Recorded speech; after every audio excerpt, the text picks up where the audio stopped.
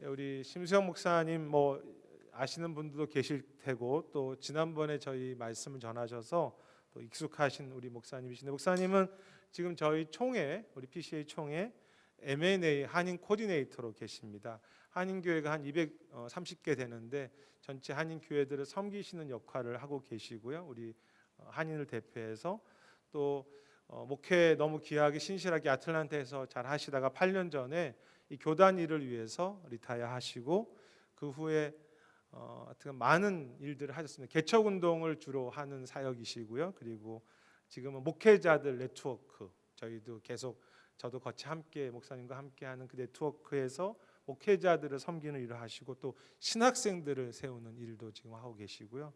또 많은 하나님의 역사들을 가운데 지난 8년간 함께 하셨고, 특별히 감사한 것은 저희가 작년에 교회 개척할 때 설립 시작할 때 목사님이 오셔서 전 교인들과 막 이렇게 어떻게 하면 좋은 교회가 될지 막 같이 디스커션하고 막 그런 시간들이 있었거든요. 그리고 그때 2월 여기 오고 나서 바로 오셔서 목사님께서 저희 교회 축하하시면서 예배 인도해 주셨는데, 또 이렇게 설립 1주년을 맞이하여서 목사님이 다시 오셔서 이렇게 말씀 전하게 돼서 너무 기쁘게 생각합니다. 우리 목사님 나오셔서 축제 공동체라는 제목으로 말씀 전해 주시고, 나오실 때 큰 박수로 환영하겠습니다.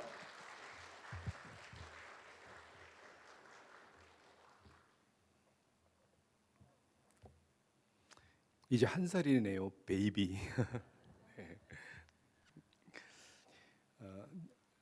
존 맥스웰이 쓴 리더십에 관한 책에서 제목이 Developing Leaders Around You, 그러니까 여러분 주위에 리더를 세우세요. 책에서 이러한 내용이 나옵니다. 한 회사에서 경쟁 회사의 탑 세일즈맨을 많은 연봉을 주고 스카웃을 해옵니다. 존 맥스웰은 뭐라고 얘기를 하냐면, 그 탑 세일즈맨을 스카웃 해오는 것보다 더 중요한 것은 그런 훌륭한 세일즈맨을 키운 그 회사의 컬처를 스카웃 해오는 것이 더 중요하다. 여러분, 회사에는 그 흐르는 컬처가 있잖아요. 사람들의 대화와 관계와 일하는 그 회사 내에 사람들이 느끼고 경험하는 컬처가 있습니다. 예를 들자면 직원들이 그냥 알아서 성장하고 노력하게 하는 회사의 컬처가 있는가 하면, 리소스를 제공을 하고 또 유능한 직원에게 투자를 해주는 그런 회사의 컬처. 실수와 실패를 했을 때 그것을 부각시키는 것이 아니라 오히려 격려해주고, 실수한 사람 자신만이 아니라 온 회사 직원들이 그것을 통해서 배울 수 있는 기회를 제공해주는 회사의 컬처.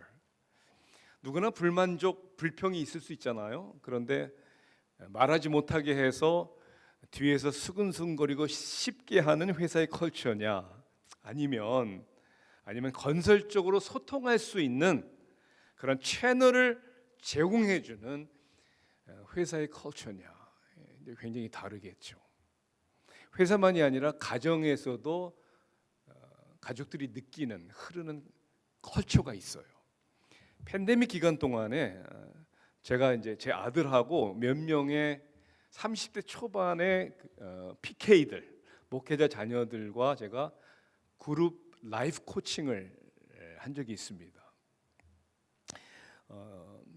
한번 대화하는 가운데 한 친구가 이렇게 얘기를 해요. 자기 아버지와, 목사인 아버지와의 불편한 관계를 얘기하면서 예로 이런 얘기를 하는 것이죠. 자기가 이렇게 밤에 늦게 친구들하고 놀다가 집에 들어가면 아버지하고 한 번의 대화도 없는데, 이제 이렇게 지나가다 보면 아버지 서재를 지나가고 자기 방으로 가는데, 아버지가 한마디의 말도 안 하지만 아버지로부터 느끼는, 이걸 영어로 뭐라고 하냐면 바이브라고 그래요. 바이브.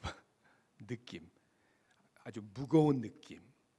늦게 들어오는 아들을 못마땅하게 여기는 아버지. 그게 가정의 컬처라는 거예요. 여러분들의 가정에서 자녀들은 무엇을 느낄까? 여러분의 가정에 흐르는 컬처는 뭘까?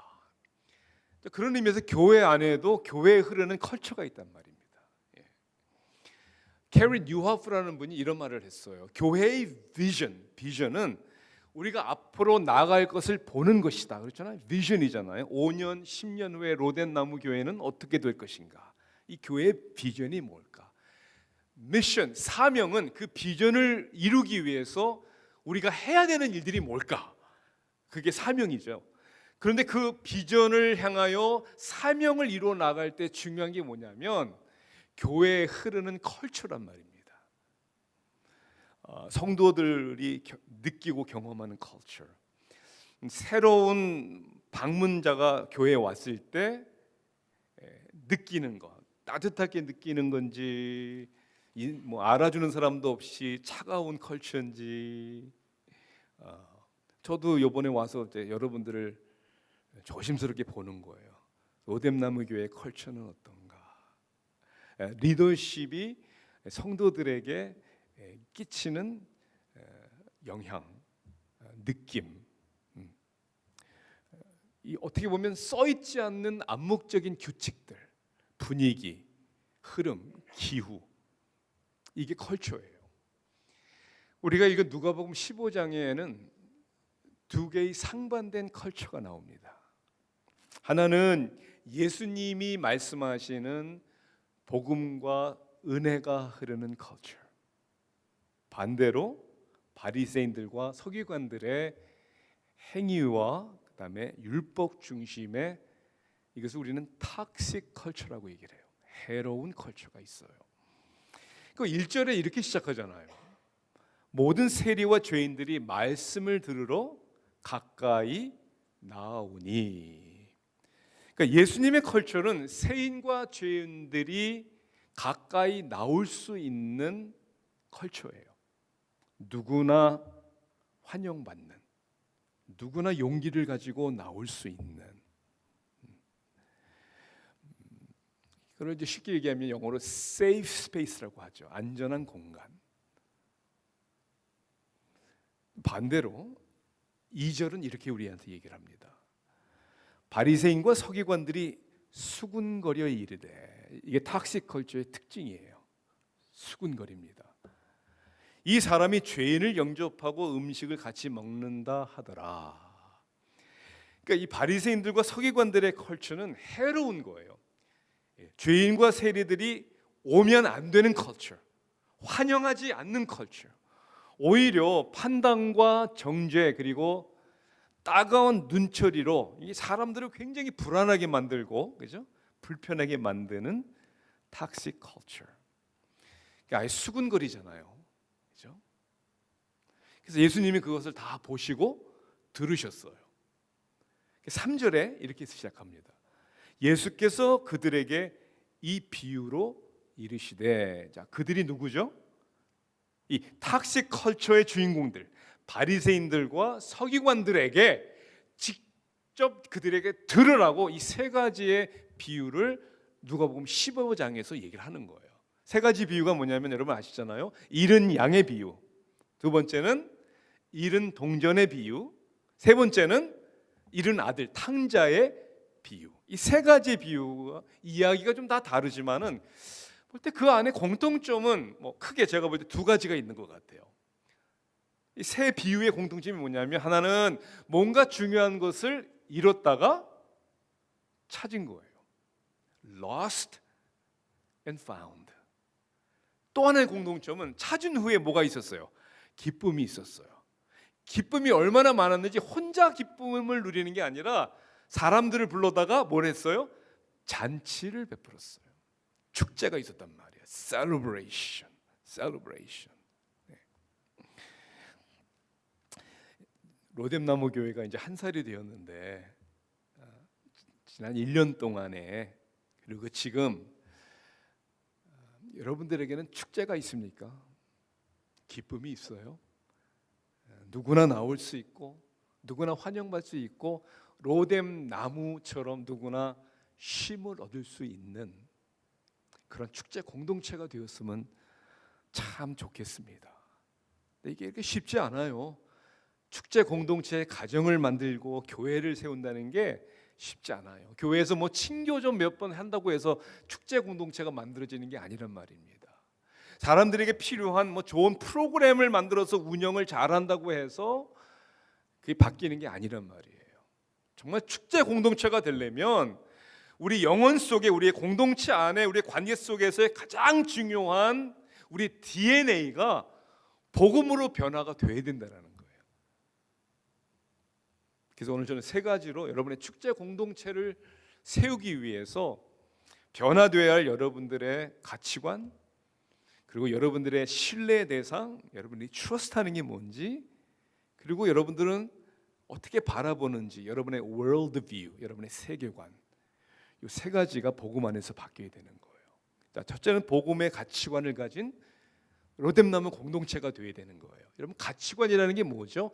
우리 삶에는 정말 중요한 것이 있고 덜 중요한 게 있고, 토니 콤폴로 목사님이 얘기하듯이 프라이스 택, 가격표가 다 다른 거잖아요.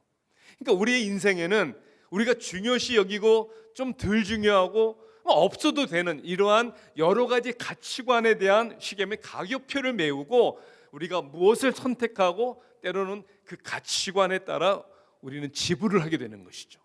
물질이든지 시간이든지 뭐든지 간에. 자, 그렇기 때문에 이 복음으로서 이 우리의 가치관이 바로 서야 여기에 축제가 일어날 수 있는 거예요. 누구든지 나올 수 있는. 그러니까 오늘 복음의 가치관이 뭐냐면 천하보다 귀한 뭐가 제일 중요한 겁니까? 사람이 중요한 거예요. 맞습니까? 영혼이 중요한 것이잖아요. 그 영혼이 중요시 여기고 그 영혼을 보호하고 살리기 위해서는 우리가 다른 것들을 내려놓겠습니다 라고 가치관이 바로 정립되어 있는 신앙인들과 교회가 되어야 한다는 것이죠. 이게 이제 비유를 볼 때 이제 뭐 탕자의 비유를 특히 보면 이제 둘째 아들이 아버지에게 유산을 주세요라고 요구를 하잖아요.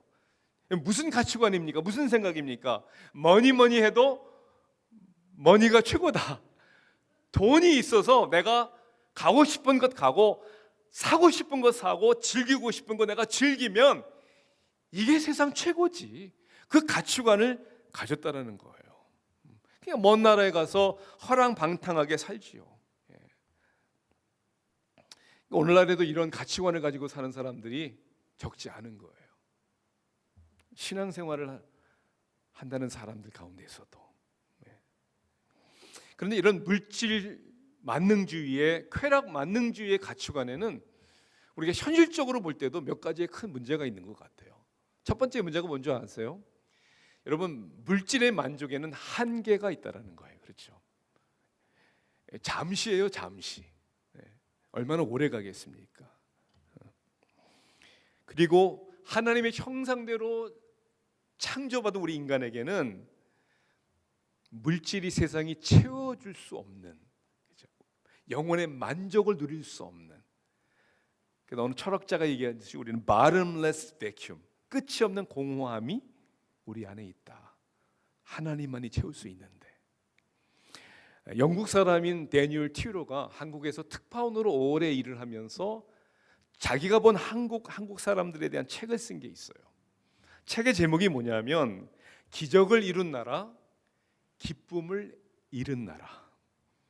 그 제목 딱 하나에 우리가 느끼는 게 있잖아요. 정말 기적을 이뤘어요.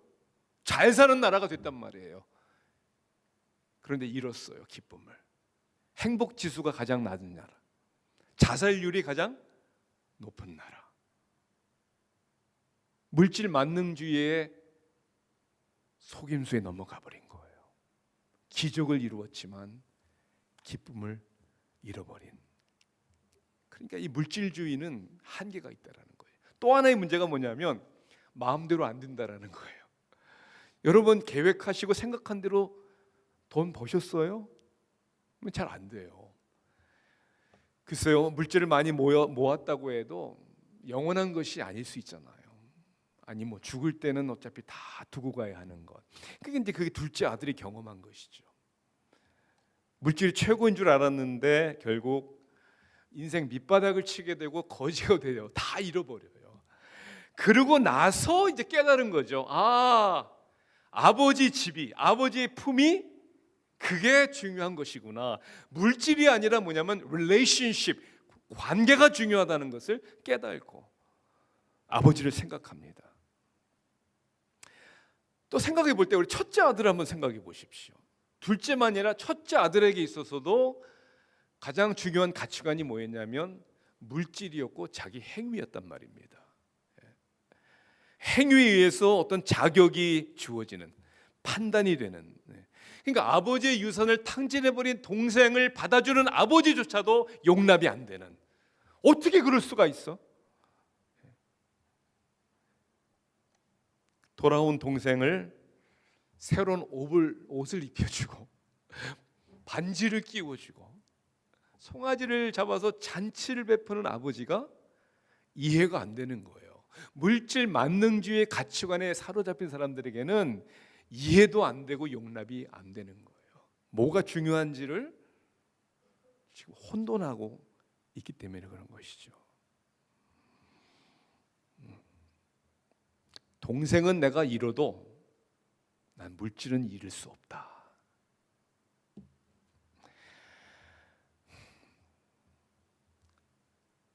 좀 하고 싶은 말이 많아요.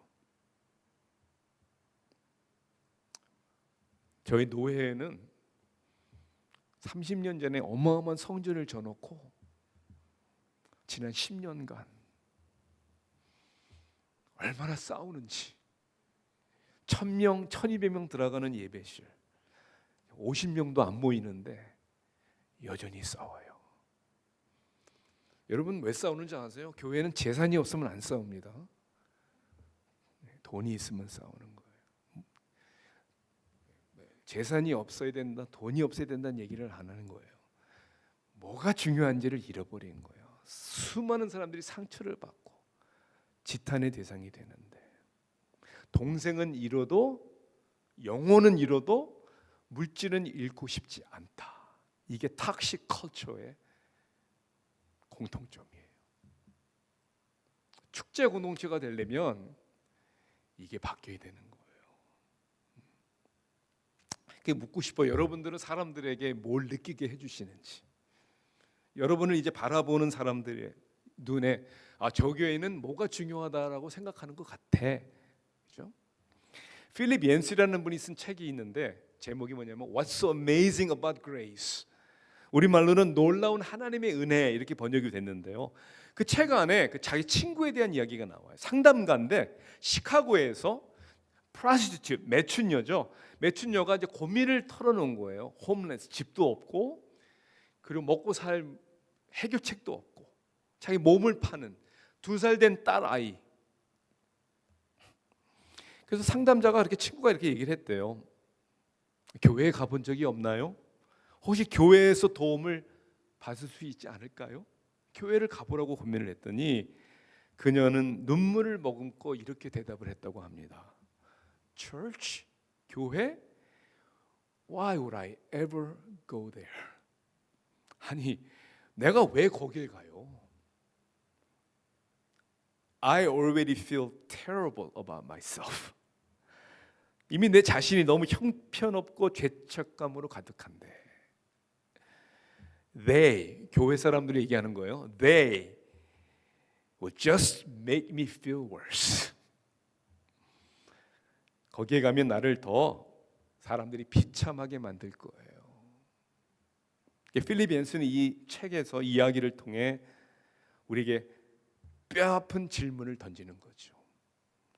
예수님 시대에는, 예수님의 컬처는 세리와 죄인들도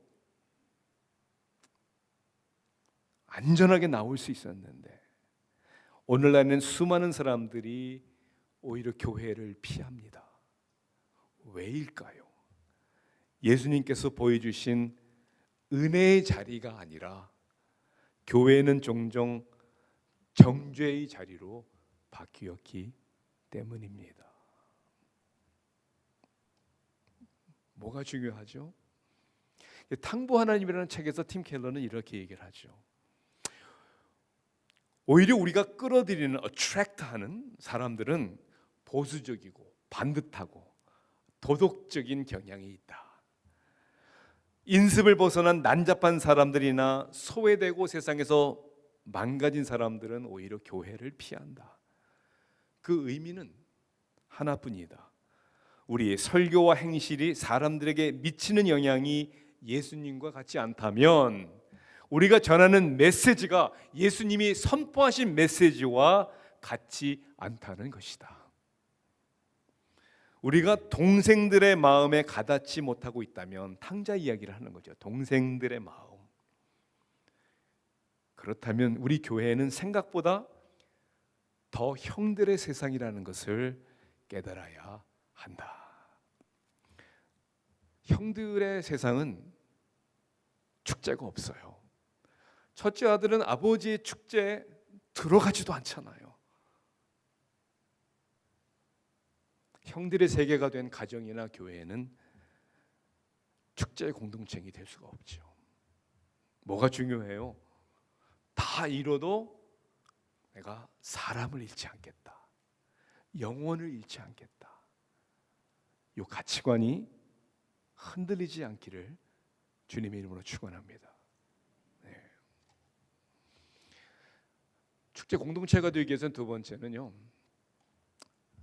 주님만을 신뢰하는 공동체가 돼야 돼요. 이게 중요한 말이니까 좀 풀어서 제가 설명을 드려야 되겠죠. 이게 무슨 말일까? 주님만을 신뢰하는 공동체. 탕자에 나오는 두 아들의 이야기는 결국 내가 신뢰하는 바가 뭐냐라는 믿음의 이야기예요. 사실 믿음의. 이 둘째 아들도 처음에는 누굴 믿었냐면 자기를 믿었어요. 자기의 의지와 자기의 판단을 믿은 거죠. 내가 아버지의 유산만 받으면, 내가 하고 싶은 거 하면 나는 행복해질 것이다. 이게 자기를 신뢰하는 자기 중심적인 삶의 모습이죠. 그러니까 밑바닥을 치니까 이제는 자기가 내려놓기 시작한 거예요. 아, 내가 잘못했구나. 여러분, 회개의 정의가 뭔지 아시죠? 메타노이라는 헬라어는 뭐냐면 생각이 바뀌다라는 거예요. 자기 포커스의 생각이 바뀌는 거예요. 그러니까 아버지를 생각하기 시작한 거죠. 첫째 아들도 똑같은 거예요. 그러니까 아버지와 함께 살았지만 아버지를 떠난 적이 없는데 아버지를 믿지 못합니다. 동생에게 유산을 나눠준 아버지의 판단을 믿지 못했고, 방탕해서 돌아온 동생을 받아주고 잔치를 베풀어주는 아버지를 용납할 수도 없는 거죠. 그러니까 누구를 믿었냐면 큰아들은 자기의 판단과 자기의 의지와 자기의 행실을 믿었던 사람이에요. 우리 그런 거 있잖아요. 가끔 우리도 왜 저렇게 살아? 나는 그런 실수 안 해. I don't make that kind of mistake. 나도 모르는 사이에 나는 다르다라는 자의식에 빠져 있는 거죠. 이런 자기를 의지하고 자기 행위를 신뢰하는 사람들은 자기가 받아야 하고 누려야 할 권리를 항상 요구합니다. 여기에는 큰 문제가 있잖아요. 그죠?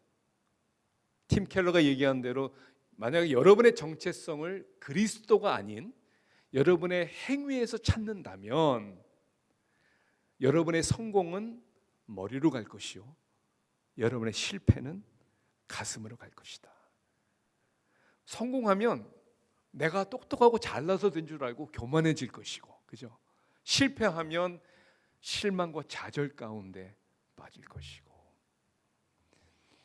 우리들의 정체성은, 우리들의 신뢰 대상은 내가 아니라 주님이라는 것이죠. 그래서 누가 저한테 죄의 정의가 뭐예요? 물어보면 저는 간단하게 이렇게 얘기합니다. 영어로 죄가 sin, S-I-N. What's in the middle? I. 그게 죄입니다. 아무리 선해 보이고 교회에서 아무리 봉사하고 아무리 사역을 잘해도 내가 중심에 서 있으면 죄예요. 거기에는 탁식 컬처가 생기기 시작합니다. 거기에 그리스도가 중심에 서야 되는 것이죠.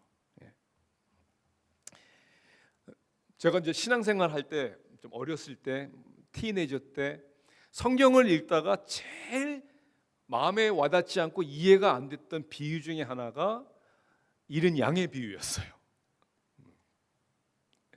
첫 번째 누가복음 15장에 나오는 비유예요. 그러니까 어떤 사람이 100마리의 양이 있는데 그중 하나를 잃으면 99마리를 들여두고 그 잃은 것을 찾아내기까지 찾아다니지 아니하겠느냐라고 바리새인들에게 말씀하신 예수님의 말이 이해가 안 된 거야.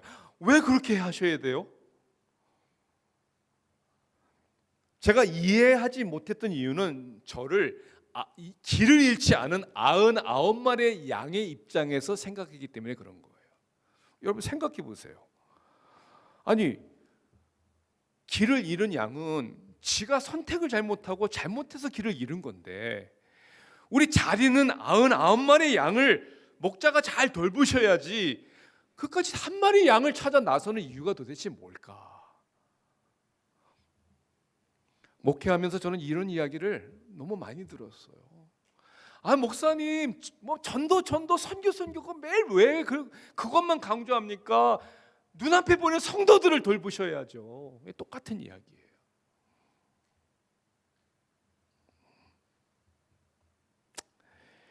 이거는 복음을 잘 이해하지 못하는 사람들의 이야기예요. 여러분, 이 비유를 상상해서 저와 한번 생각해 보세요. 한 마리의 잃은 양을 찾을 때까지 찾아다니시는 목자가 잃은 양을 찾아 나설 때 99마리의 양들은 어떻게 해야 되는 줄 알았어요? 박수의 갈채를 보내야 되는 거예요. 그리고 응원을 해야 되는 거예요. 주님, go get him. 가서 찾아오세요. 찾아오세요. 와, 왜 그런 줄 아세요? 여러분도 인생을 살다 보면 길을 잃을 때가 있기 때문에 그래요. 길을 안 잃어버리셨어요? 저는 수없이 길을 잃어봤어요. 너무도 힘든 저의 삶 속에 개인적으로 가정적으로 때로는 소망이 없어 보이는 인생의 밑바닥을 친 적도 있어요. 목회를 포기하고 싶은 때도 있었어요. 그때마다 저에게 오는 확신이 뭔지 아세요? 잃은 양을 찾을 때까지 찾아 나서신 주님이 나를 포기하지 아니하시고 나를 찾아주실 것이다. 나도 언젠가 잃은 양이 될 수 있기 때문에 주님을 신뢰하는 공동체가 축제가 일어나는 거예요. 가만히 보면 이제 자라나는 10대 청소년 젊은이들 가운데 그냥 자기 정체성에 대해서 굉장히 힘들어하는 젊은 사람들, 청소년들을 많이 보면 다는 아니지만 이게 공통점이 있는 것을 제가 발견해요. 특히 신앙생활이라고 얘기보다는 제가 이렇게 설명해 드릴게요. 교회 생활을 열심히 하는 부모가 있는 공통점을 발견합니다. 이게 무슨 얘기냐면 특히 PK들, 일부 예배도 말씀했지만 오목사님 두 아들은 아닌데 저희 딸은 그랬어요. 많은 목회자의 자녀들이 그런 거예요. 왜냐하면 부모는 열심히 하나님 믿고 신앙생활 잘 하는데, 그리고 아이들에게 똑같은 신앙생활을 요구를 하는 거예요. 그렇죠? 그러면 보편적으로 두 가지의 아주 안 좋은 부정적인 반응이 나오는 거예요. 첫째는 뭐냐면 이 반듯하게 사는 것처럼 보이는 부모님들 때문에 부모의 기준과 기대에 못 미치는 자기 자신에 대한 실망, 그리고 죄책감, 여기에 시달리는 아이들이 얼마나 많은지 몰라요. 그건 또 양호한 거예요. 두 번째는 뭐냐면요, 부모에 대한 위선 때문에 힘들어하는 거예요. 아니, 신앙생활을 교회에서는 잘하는 것 같은데 집에서는 안 그렇거든요. 은혜가 안 흐르니까. 그러니까 부모의 위선 때문에 교회를 떠나고 주님을 떠나는 경우도 있단 말입니다. 몸도 마음도 부모를 떠나는 거예요. 그래서 저와 아들의 관계도 그랬던 것 같아요. 이제 아들이 이제 한참 민감했을 때 제가 느끼기에도 아들과의 관계가 많이 어그러졌구나라는 걸 느꼈을 때 한번 대화를 하고 싶었어요. 그래서 제가 앉혀서 물어봤어요. What's the problem? 너와 나의 문제가 뭔 것 같냐? 말을 잘 안 해요. 굉장히 내성적이거든요. 그래서 제가 다 고쳤죠. 화 안 낼 테니까 빨리 말해 그랬어요 제가. 그랬더니 조심스럽게 You don't like me. 아빠가 자기를 안 좋아한대요. 그래서 내가 무슨 말이냐고. 아빠가 너를 좋아하지. 생각해 보니까 제가 안 좋아했던 것 같아요 아들. 그래서 제가 But I love you 그랬어요 제가. 사랑한다 그랬더니 That's the same thing. 안 좋아하는 게 사랑하지 않는 거예요. 그죠? 그래서 제가 또 그랬죠. Maybe I don't like what you do. 네가 하는 행동이 마음에 안 들어. 그랬더니 That's the same thing. 그날 제 영혼 깊은 곳에 나는 아들을 좋아하는 게 뭐가 있지? 하나도 생각이 안 났어요. 하나도. 사랑하는 성도 여러분, 하나님을 믿는 신앙인으로서 복음의 은혜를 아는 아빠들로서 자식들에게 해줄 수 있는 가장 은혜로운 고백이 뭔지 아세요? 이거예요. 제가 아들에게 이런 거죠. 자슈아, 아들아, you know, 아빠는 죄인이야. 아빠는 얼마나 하나님 앞에 죄인인지 몰라. 아빠 지금도 완전하지 않지만 실수 많지만 야, 아빠 예수님 없었으면 넌 상상도 못했을 거야. 그래서 여전히 아빠는 용서를 구하고 그럼에도 아빠를 받아주시고 용서해 주시는 하나님을 그래서 믿는 거야. I hope 너도 하나님을 잘 믿었으면 좋겠어. 야고보서 5장 16절에 이런 말씀이 있어요. 그러므로 너희 죄를 서로 고백하며 병이 낫기를 위하여 서로 기도하라. 의인의 간구는 역사하는 힘이 큼이니라. 의인의 간구는 역사하는 힘이 큼이라. 여러분 의인이 누군 줄 아세요? 의로운 사람이 아니에요. 나의 죄를 인정하고 그리스도의 의로 칭의, 의롭다함을 받은 사람들이에요. 근데 병이 낫기를 위해서 기도하기 전에 먼저 뭐 하라고요? 죄를 고백하래요. 마음의 병이 사람을 병들게 하는 거예요. 그래서 confess, 죄를 고백하래요. 아빠가 아이들에게, 아내에게, 아내가 남편에게, 되는 목사가 성도들에게, 성도와 성도들에 관해.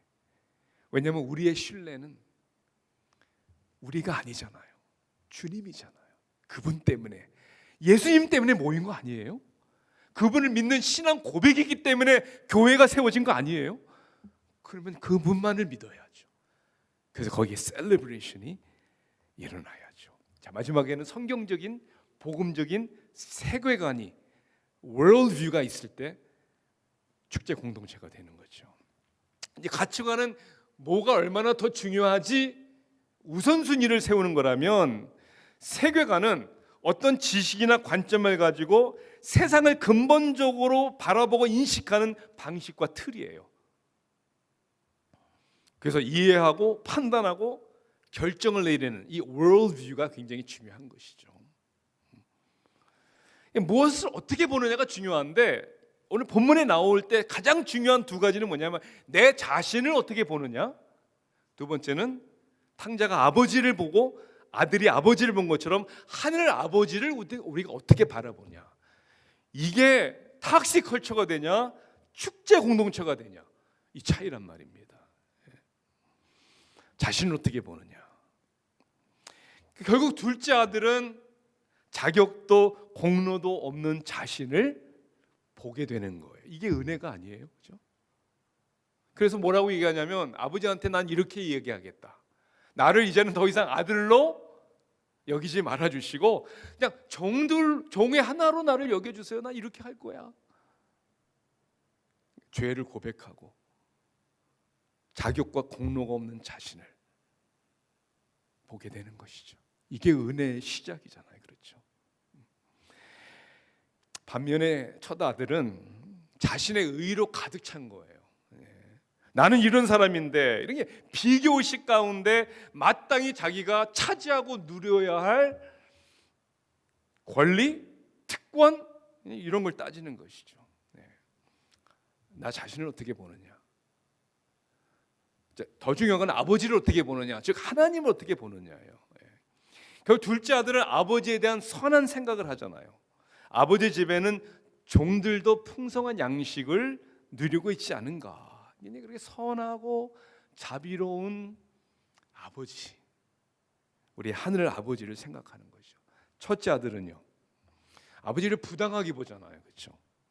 아니, 나는 잘못한 것도 없고 열심히 일해왔는데 나에게는 벗과 즐겁게 해주신 일이 없더니, 아예 그렇게 따지잖아요. 아버지의 살림을 창기들과 함께 날려버린 아들에게는 송아지를 잡으셨나이까 따지고 되는 거죠.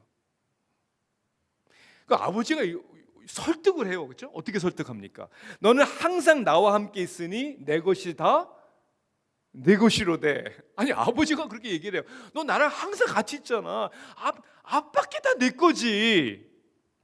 이게 안 들려요. 네? 자신에 대한 교만과 아버지에 대한 삐뚤어진 그런 마음과 생각이 귀가 있어도 듣지 못하게 하는 거죠. 그러니까 가장 바른 사람 같은데 가장 삐뚤어진 사람이고, 아버지와 가장 가까이 있는 사람인데 사실 아버지와는 가장 멀리 있는 사람이고, 겉으로는 아버지를 가장 위하는 것 같은데 아버지의 마음을 가장 아프게 한 사람. 형들의 세계는 축제가 없어요. 자신을, 하나님을 어떻게 바라보는가. 1984년도에 나온 영화가 있는데요, 아마디우스라는 영화예요. 천재적인 음악가 모차르트에 관한 영화죠. 풀 네임이 wolfgang Amadeus Mozart예요. 그래서 미들 네임 아마디어스를 따서 만든 영화죠. 당연히 모차르트가 그 영화의 주인공이지만 우리가 주목할 만한 또 하나 인물이 있는데 살리에리라는 사람이에요. 이 영화에 이런 장면이 나와요. 살리에리가 어렸을 때 음악을 너무 좋아하거든요. 살리에리가 하나님 앞에 이렇게 기도합니다. 주님, 저를 위대한 작곡가로 만들어 주세요. 음악을 통해 하나님께 영광을 돌려 찬양하고 저를 세상에서 유명하게 해주세요. 그리고 저는 그 보답으로 제 삶의 매 순간보다 저의 순결과 근면과 그리고 겸손을 당신에게 바칠 것입니다. 그리고 나의 최선을 다해 동료들을, 사람들을 도울 것입니다. 아멘. 음악을 사랑하고 하나님을 신뢰하는 믿음 같지만 사실은 음악과 하나님은 자기 명예와 성공을 위한 뭐예요? 도구에 지나지 않는 거예요. 그렇죠? 이제 세월이 지나요. 근데 그의 앞에 누가 나타납니까? 모차르트가 나타나요. 도덕적으로 정말 형편없는 망나니 같은 모차르트. 그런데 하나님이 그 모차르트에게 천재적인 음악성을 주셨다는 것이 이해가 안 되고 용납이 안 되는 거예요. 비교의식 가운데 오는 옹졸한 마음을 갖게 됩니다. 자기보다 더 나은 사람을 인정하지도 못하고 축하해 주지도 못해요. 오히려 하나님에 대한 배신감에 빠지고, 나중에 이제 나이가 들어서 영화의 한 장면에 하나님을 향해 이렇게 말을 합니다. From now on, 지금부터 You and I, 하나님을 향하여 We are enemies. 우리 원수지간입니다. 왜냐하면 하나님, 당신은 교만하고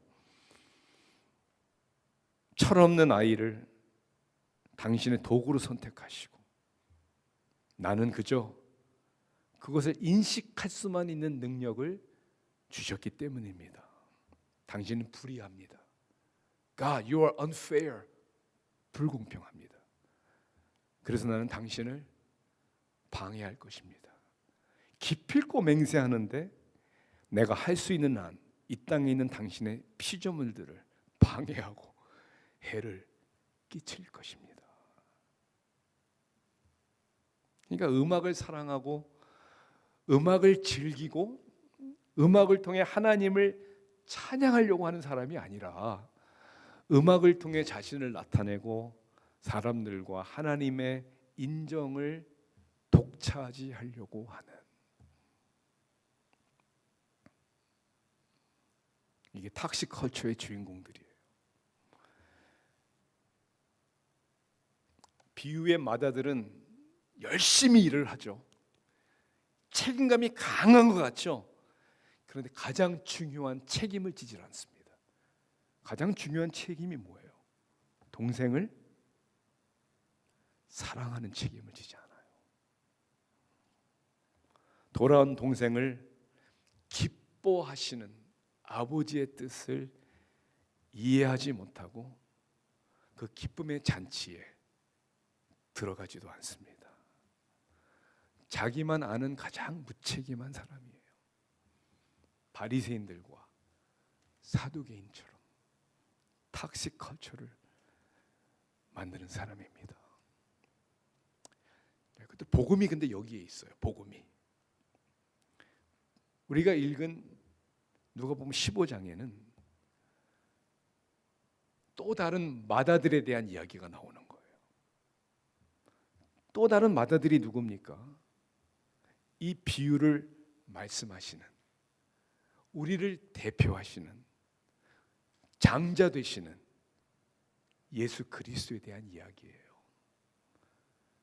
예수님은 우리를 긍휼히 여기시고 하나님이 세상을 이처럼 사랑하셨기에 하늘 보좌를 버리시고 이 땅에 육신의 몸을 입고 오셨죠.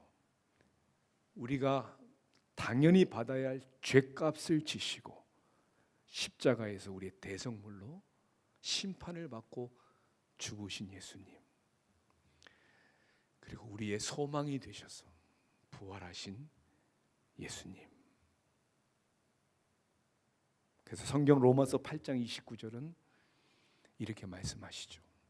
하나님이 미리 아신 자들을 또한 그 아들의 형상을 본받게 하기 위하여 미리 정하셨으니 이는 구원하시고자 하는 아버지의 뜻을 따라 십자가에 죽기까지 복종하셨고 그리고 많은 형제 중에서 맏아들이 되게 하려 하심이니라. 맏아들이 되신 예수님. 가정의 축제의 비결이 뭔지 아세요? 노덴너무 교회의 축제의 비결이 뭔지 아세요? 어렵지 않아요. 그 맏아들 되시는 예수님이 진정으로 내 마음과 삶의 주인이 되시는 거예요. 그리고 우리의 대화와 공동체 관계 속에서 그 예수님의 컬처가 흘러야 되는 거예요. 그리고 주님을 모르는 세상을 향해서 우리는 축제 공동체의 모습을 통해 사람들이 감히 흠모할 만한, 결국 우리는 이 세상을 다 떠나잖아요. 그렇죠? 천국에 가면 뭐가 있어요? 영원한 축제가 있는 거예요. 영원한 eternal celebration이 영원토록 있을 거잖아요. 그때까지 여기에서 그 맛을 누리면서 세상 사람들에게 그것을 전하고 나누는 여러분 되기를 주님의 이름으로 축원합니다. 아멘. 기도할게요.